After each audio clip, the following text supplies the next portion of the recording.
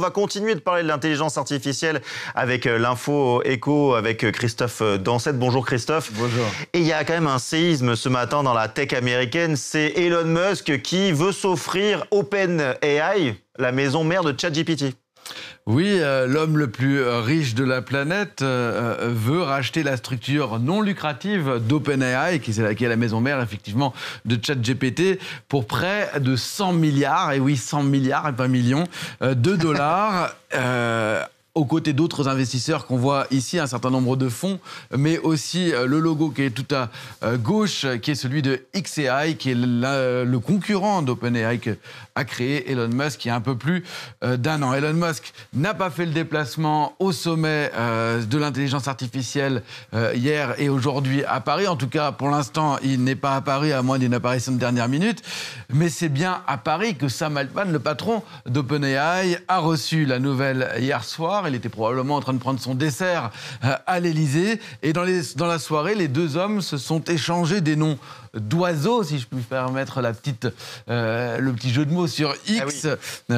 L'ex-Twitter, vous avez compris. Sam Altman répondant d'abord « Non merci, mais nous pouvons racheter Twitter pour 9,74 milliards de dollars », une allusion au rachat du réseau social par Elon Musk il y a un peu plus d'un an pour 44 milliards de dollars. Réponse du patron de X, eh bien, escroc. Bonne ambiance. Sam Altman balaye donc l'offre d'un revers de main, mais en réalité, c'était un peu plus compliqué que ça.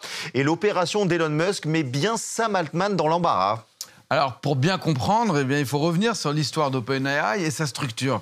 À l'origine, la start-up est fondée par Sam Altman et Elon Musk, et d'autres aussi, comme une fondation à but non lucratif avec pour mission de promouvoir et développer une intelligence artificielle à but non lucratif. Au bout de 3 ans, les visions d'Elon Musk et Sam Altman divergent, ce dernier voulant transformer la fondation en une entreprise à but lucratif. Elon Musk quitte donc le conseil d'administration en 2018.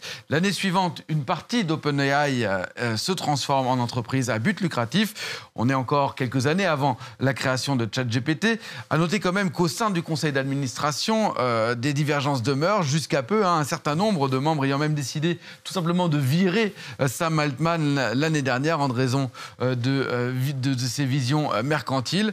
Il a depuis repris la tête au bout de quelques jours en réalité, et entre-temps, les gros investisseurs sont entrés au capital, en particulier Microsoft. On voit ici ce graphique que j'ai réalisé parce que c'est pas très clair sur le site, alors j'ai tout simplement demandé à ChatGPT de faire la structure de l'entreprise, et voilà la réponse. On voit que eh bien, la partie non lucrative, c'est environ 10%, alors que les investisseurs contrôlent près de 50%.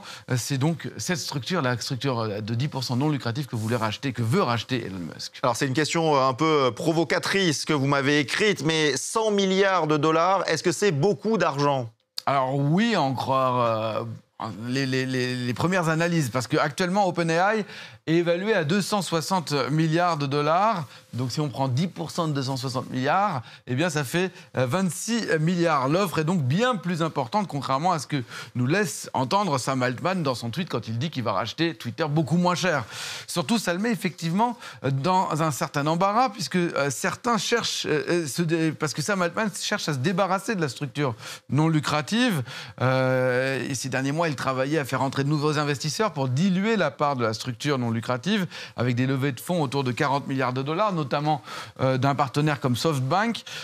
Mais on voit bien que 40 milliards de dollars, à côté de 100 milliards de dollars, eh bien, c'est très loin d'une dissolution. Au contraire, comment expliquer ensuite à des actionnaires qu'ils refusent une offre qui est beaucoup plus importante? Enfin, un dernier point, et pas des moindres, cette bataille que se livrent les deux patrons emblématiques de la tech risque d'avoir des répercussions sur Donald Trump. Et pourquoi il y aura des répercussions ?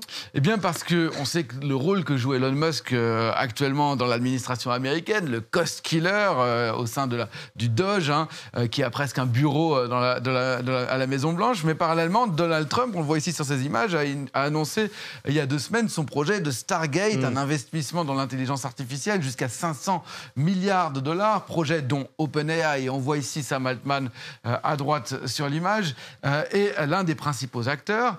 Dès le début, Elon Musk avait affiché son hostilité à ce projet, et comme d'habitude dans une série de tweets rageurs. Mais là, en s'y opposant, c'est aussi un point de divergence, effectivement, à Donald Trump.